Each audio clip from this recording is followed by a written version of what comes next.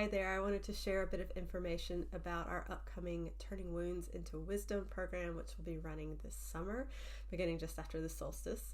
So I will be teaching this program over the course of the summer, and we'll have 6 teaching calls, which will include some healing, resolution, meditation, shifting old beliefs and emotional patterns, and really delving deep into the notion of how to take your deepest wounds, your oldest wounds, the things that you've struggled to work with, that you've tried to work through, you tried to clear, but really gaining the wisdom and the understanding that is within them. So I believe that our deepest, oldest wounds also help us to know our path, help us to know how we are meant to be of service to the world. And that as we can delve into them, allow them to unfold and glean the wisdom that's there, it shapes us as people, it shapes our offerings, and it shapes the way we show up in the world.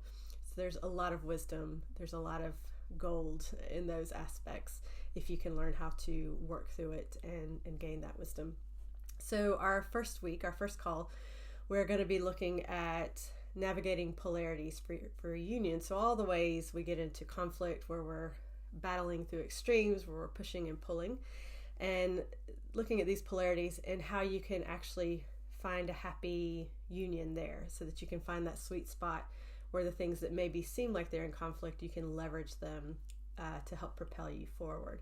So we'll look at some of the background of wounding, where this ties into in some of our older stories, and how you can start to recognize where you may have been fighting yourself and where you can refocus that energy.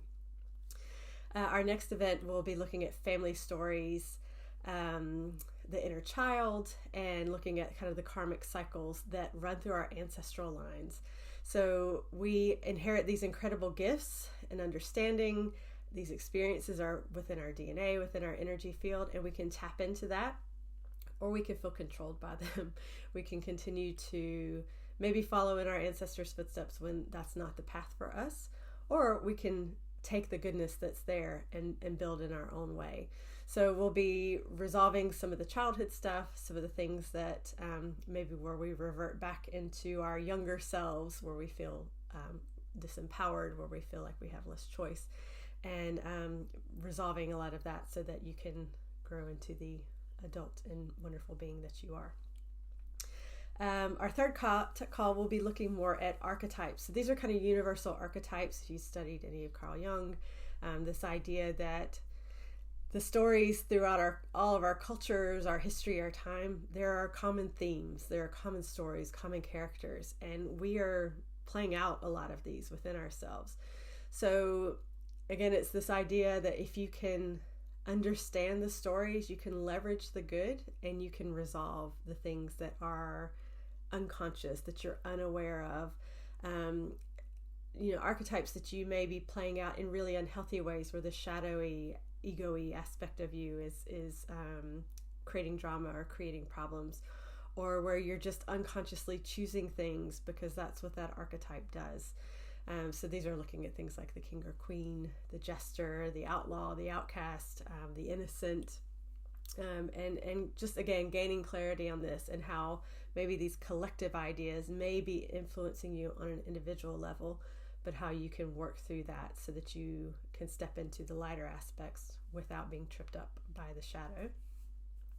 The fourth call, we're going to go a little bit deeper in that and start to really resolve the historical shadows of each of these archetypes.